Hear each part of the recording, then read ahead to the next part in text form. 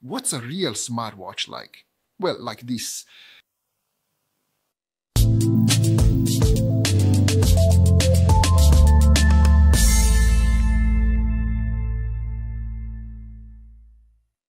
Instead of pointing to the usual product, I'll just tell you a story about this watch.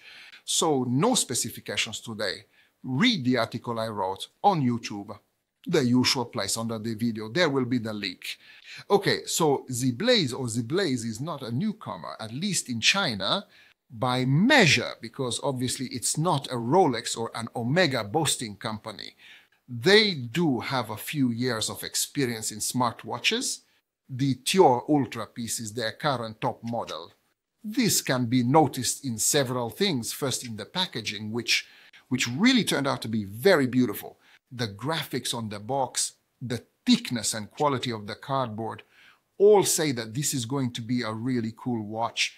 The feeling changes when you take off the cover because the gear looks really good. And I think it's hard to deny that.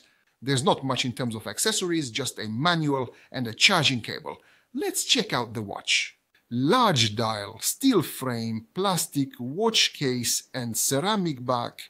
In other words, it's a mixed bag with a little bit of everything from steel to ceramic, which definitely inspires confidence.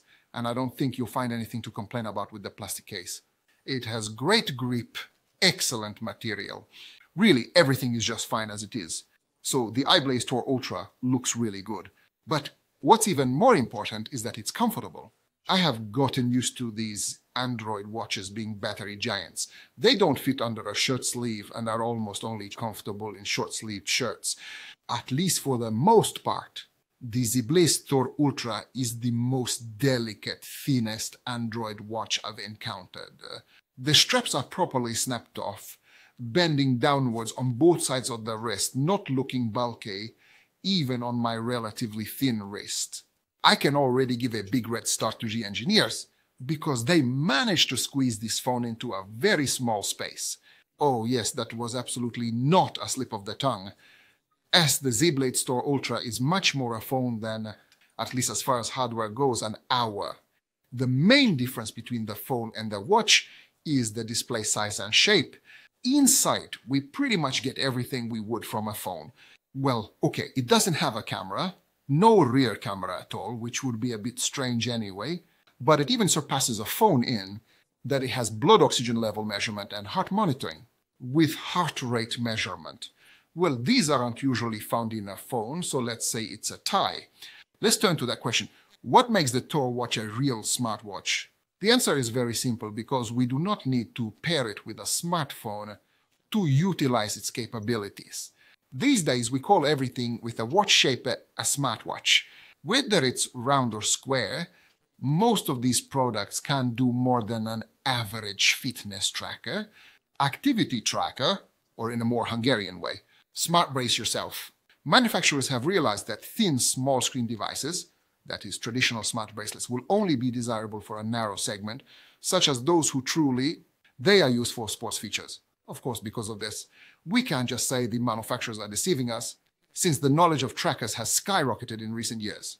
These devices can do almost everything that a real smart one could do 2 to 3, 4 years ago. So, activity trackers can't quite catch up to traditional smartwatches in one very, very important aspect. You still need a smartphone to use all its features. The Zeblaze Thor Ultra, however, is a real smartwatch that doesn't require a phone, capable of performing all functions independently. As I mentioned, it got an Android system, there's a GPS module, Bluetooth module, it has Wi-Fi, and we can even put a SIM card in it for 4G mobile internet. There's not much difference in the range of applications. Google apps like Maps work on it too.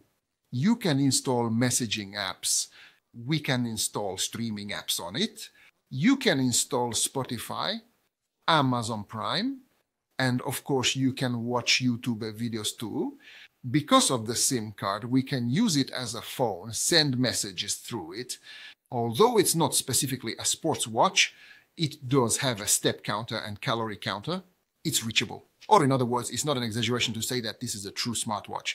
Of course, this means nothing. The proof of the pudding is in the eating. The wise ones owned, and that if we carry it, as I said, there's no problem with comfort. The strap isn't too soft, but that doesn't cause any discomfort in this case. The apps installed on the watch are good. I've encountered Chinese characters in only one place, otherwise the interface is entirely in Hungarian. Essentially, you can download every app from the Play Store, but unfortunately, not all of them will be usable. There's a very simple reason why the display is round. So that when the button ends up on any corner of the screen remains round. You can click. I said you could install chat apps, for instance, not Viber exactly, but even Facebook. You know, like I said, you can watch movies on Amazon Prime. You can look. So all in all, the big problem doesn't exist. But which app you'll be able to run, or which one you'll be able to use, will really only become clear once you've installed it. And you find out it doesn't work. What really hits the spot is the display. The AMOLED panel is large, the resolution is good, and the 1000 nits of brightness are really smashing. The available watch faces are very beautiful, but if what's there isn't enough, you can download hundreds more. About the net, so you can pick from orbit to mouth. There are digital pointers among these.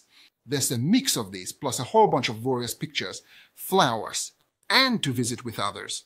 So you definitely won't be lacking when it comes to watch faces.